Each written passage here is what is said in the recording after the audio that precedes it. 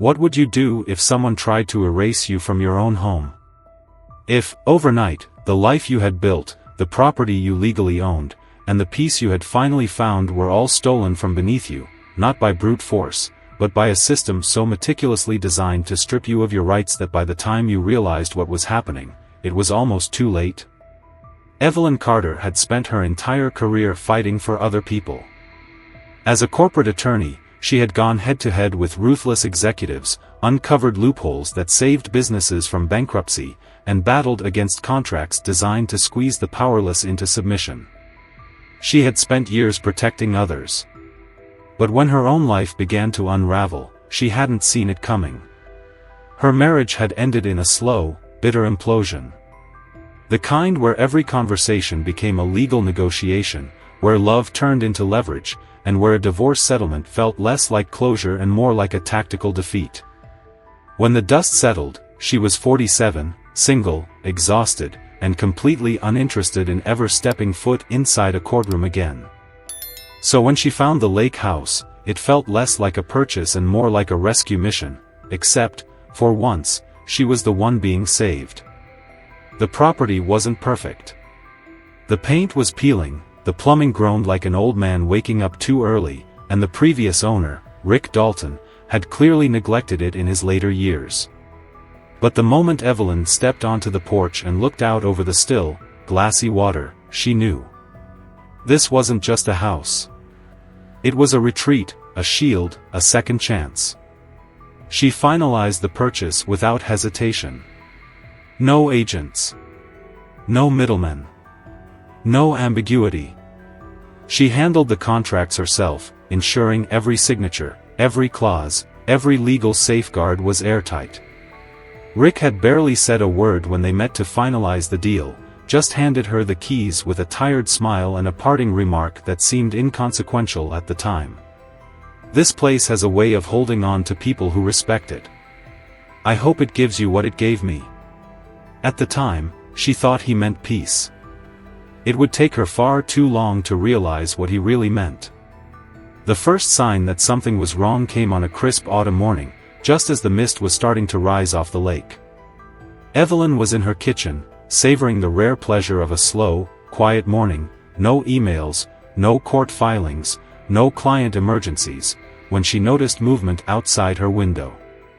At first, she assumed it was a deer, common in the area, but when she stepped closer, the sight sent a sharp spike of unease through her. A group of well-dressed people, 3 men and 1 woman, were walking through her front yard as if they owned it. They weren't just passing by. They were evaluating the house, pointing at the porch, the windows, the foundation. The woman leading them stood out immediately, dressed in a tailored red suit, her blonde hair styled into waves too polished to be natural. She gestured toward the house with an air of practiced confidence, her tone enthusiastic, as if she were giving a sales pitch. Evelyn's stomach tightened. She stepped onto the porch, her voice firm and controlled. "Can I help you?" The woman turned with a bright, professional smile, the kind designed to disarm rather than welcome. "Oh, Miss Carter. There you are." She extended a manicured hand, as if Evelyn had been expecting her. "I'm Karen Bates, lead agent at Karen Realtors. We have a client very interested in your property, and I wanted to give them a quick look before finalizing an offer." Evelyn didn't take the handshake. "There's been a mistake. This house isn't for sale." Karen's smile didn't falter, but there was a flicker of something behind her eyes. "Calculating. Oh, I completely understand. But trust me, the market is in your favor right now. We already have a buyer willing to pay well above asking price." Evelyn folded her arms.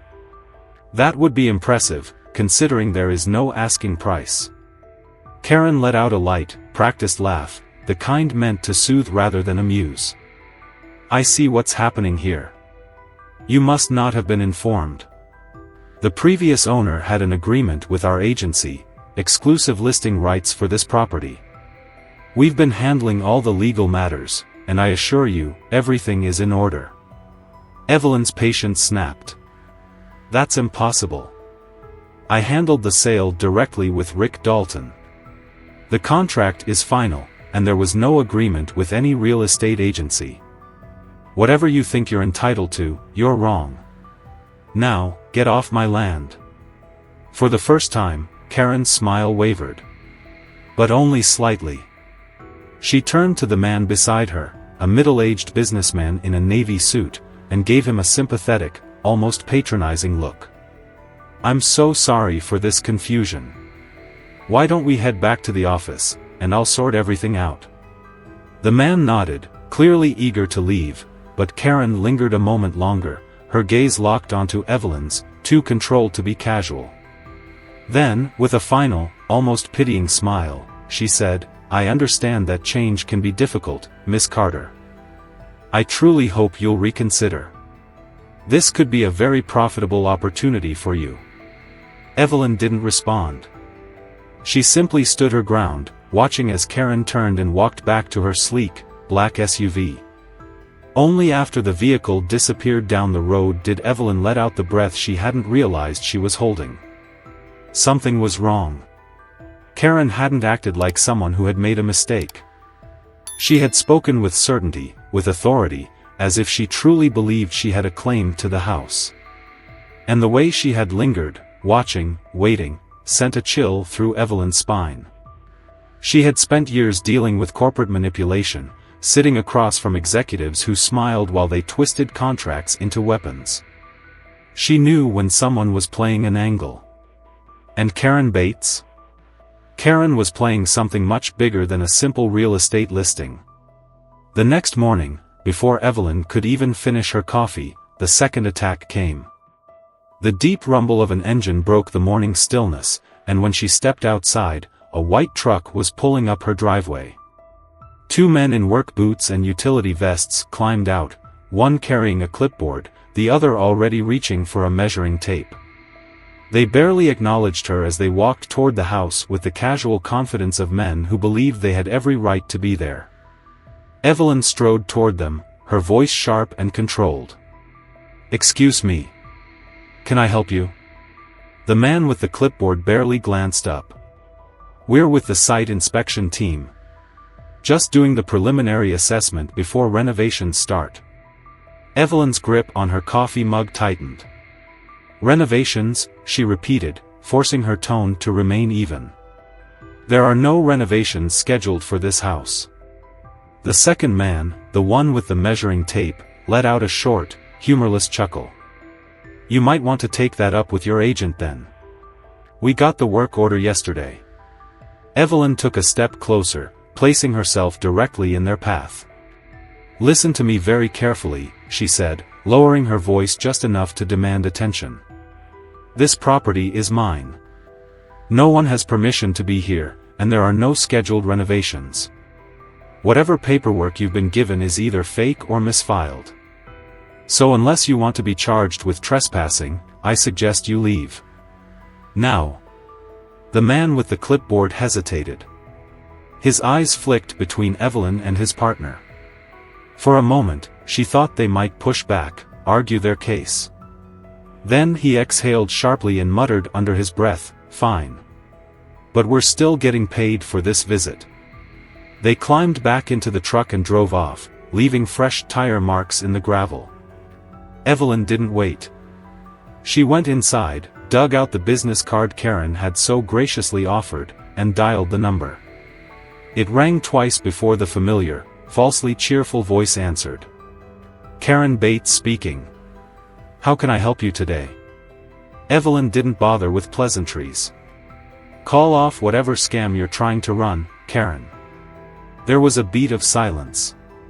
Then Karen let out a light laugh, as if Evelyn had just said something amusing.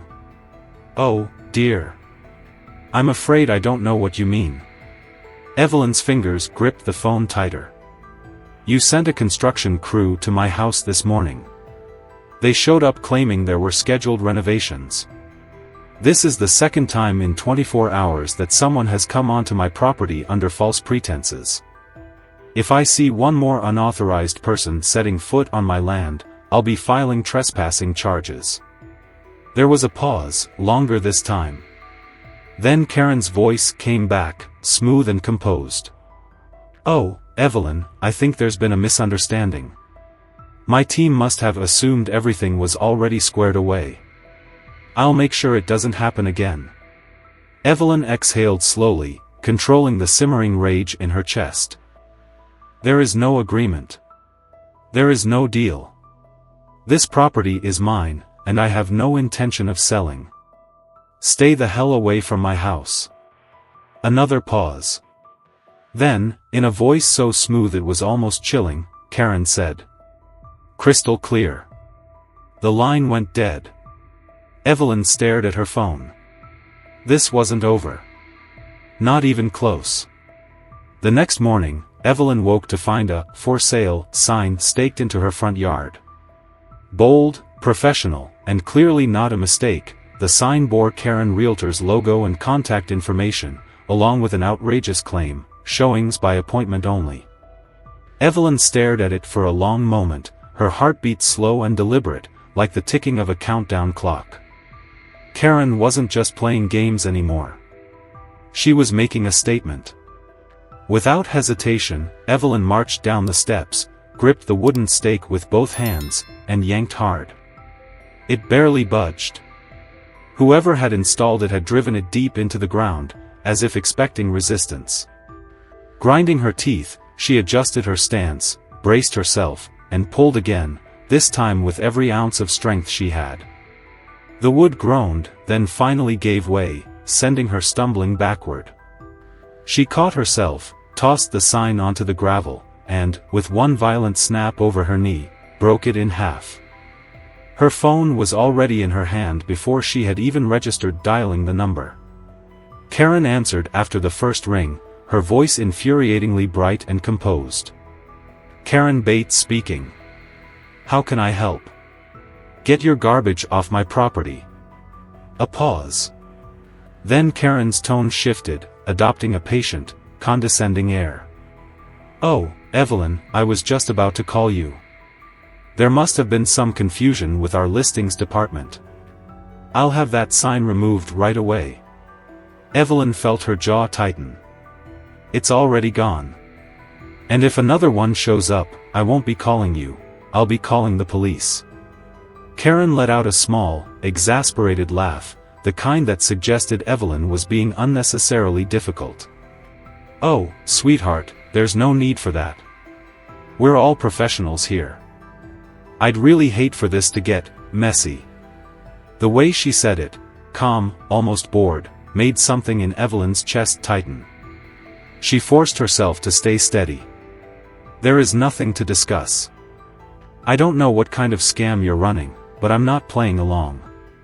My property isn't for sale, and I am not interested in whatever fictional paperwork you think you have. Stay the hell away from my house." Silence stretched between them, long and deliberate. Then, in that same unnervingly smooth voice, Karen said, "You seem like a smart woman, Evelyn. So I'll tell you this once. It's always easier to work with us than against us. Think about that." The line went dead. Evelyn exhaled slowly, forcing herself to stay in control, but her hands were shaking. She had handled aggressive negotiators before, had faced off against corporate giants, but something about Karen felt different. This wasn't just professional persistence. This was a warning.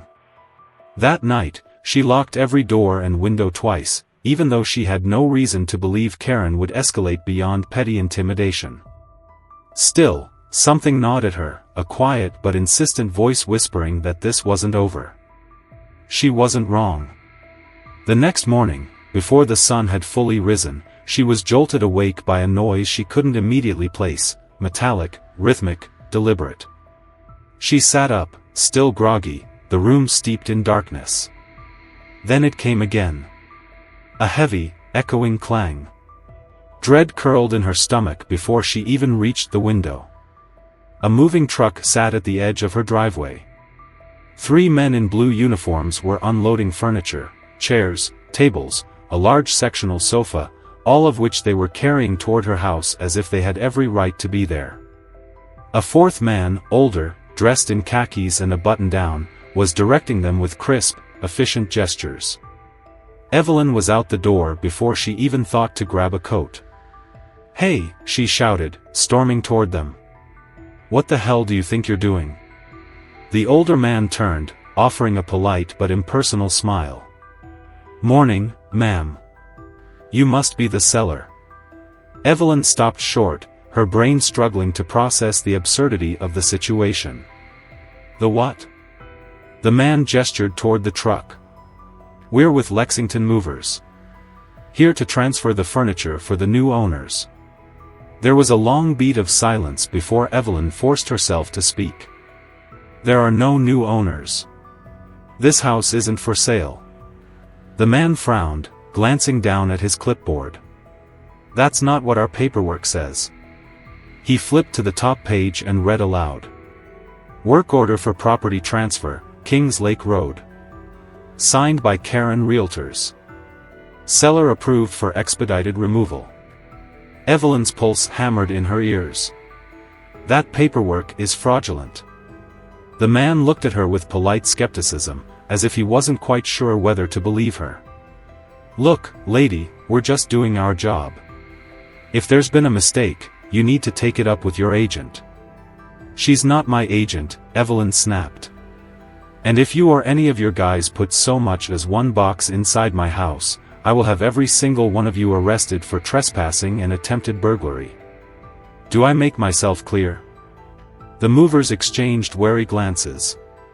The older man hesitated, then sighed. All right. No need to call the cops.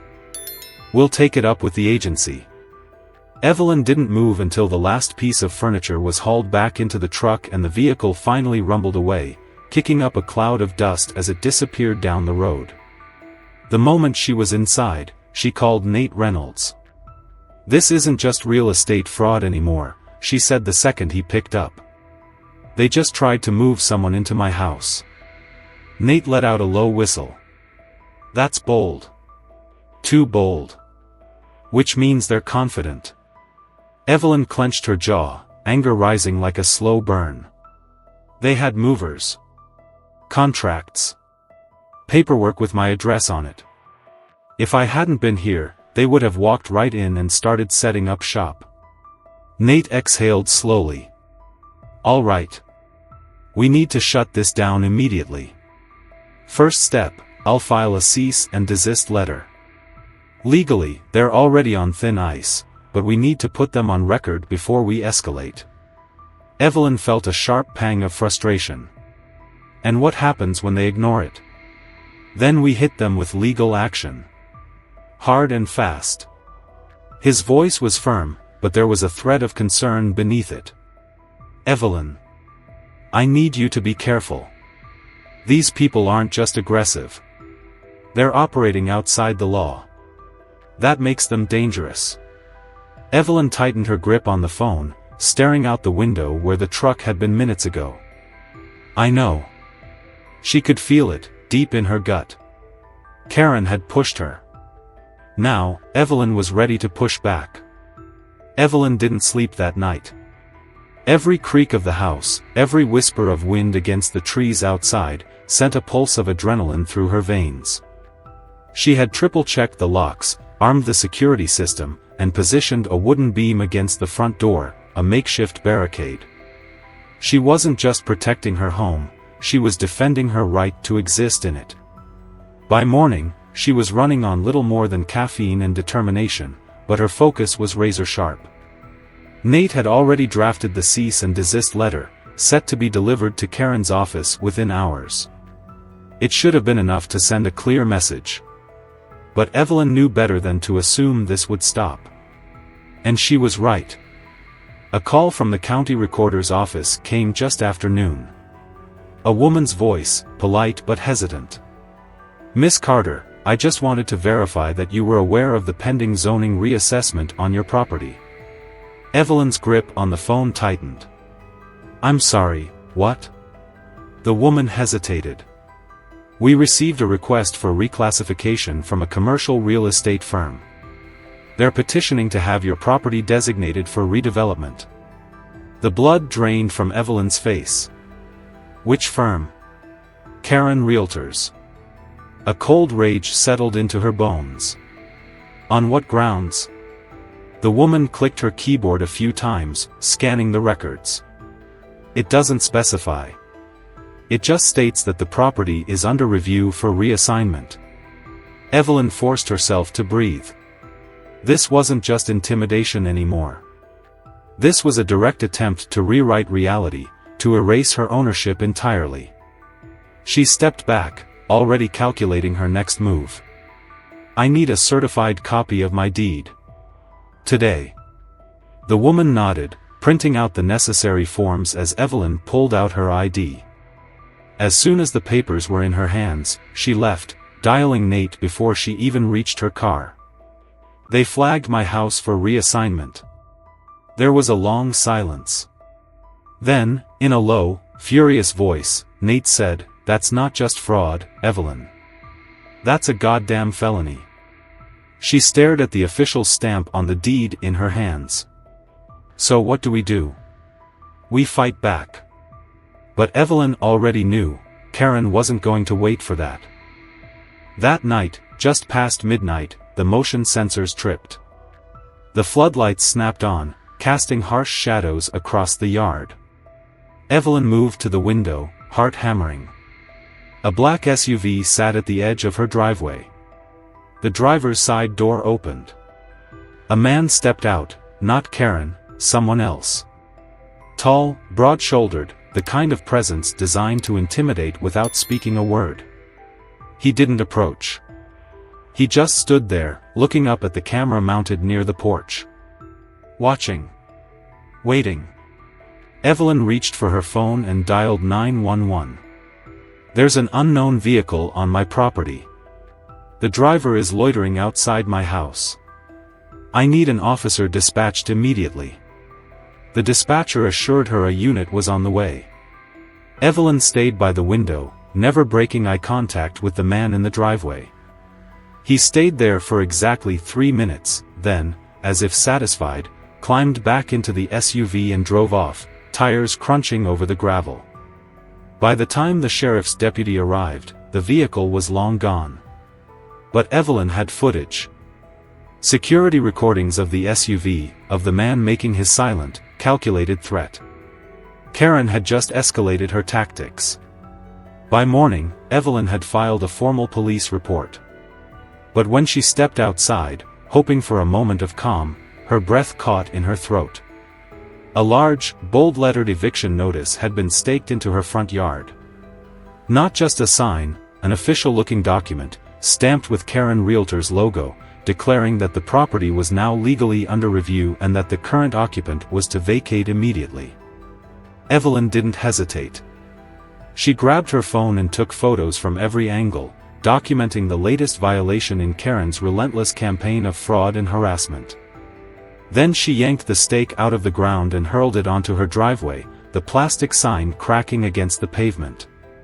Her hands were shaking. Not from fear. From rage.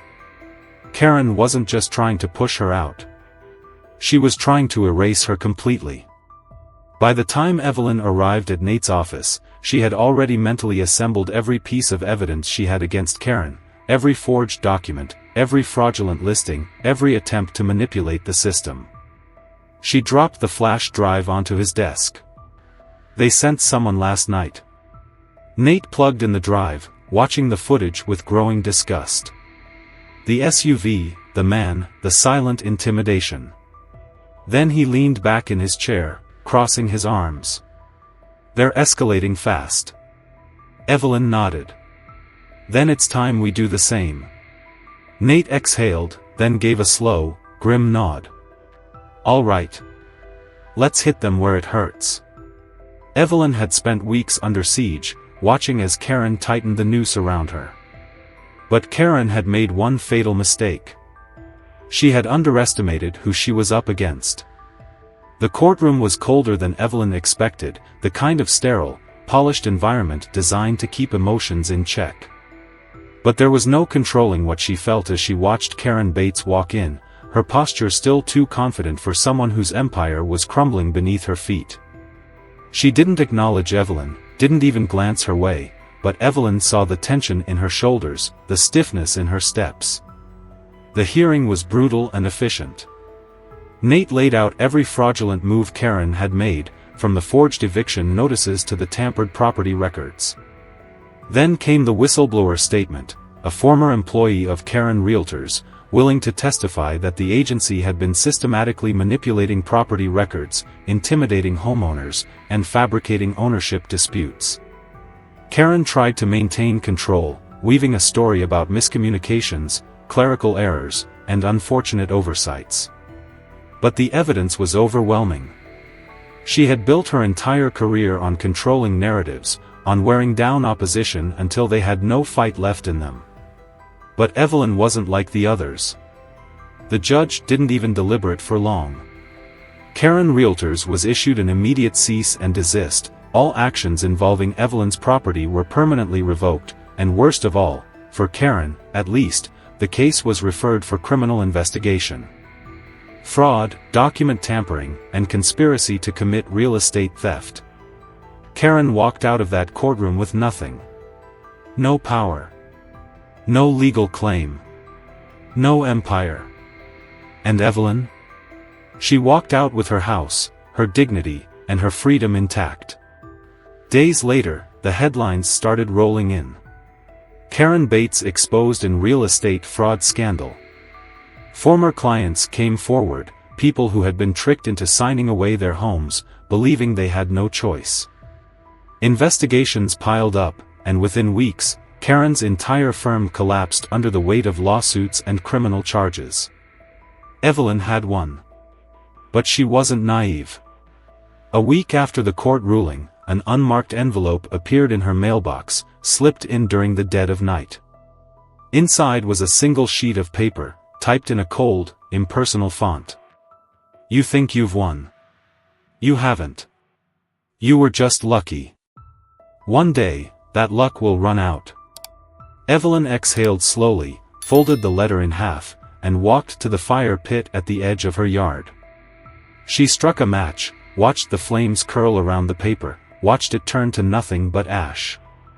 Karen had lost. She knew it. And if she thought Evelyn Carter was ever going to roll over and let someone take from her again, she was dead wrong. Because Evelyn had learned the truth about people like Karen, they thrived on fear and control, on the belief that no one would fight back long enough to win. But Evelyn had fought back. And she had won. What would you have done in Evelyn's place? Have you ever had to deal with a Karen in your life? Share your experiences below, let's see who had it worse.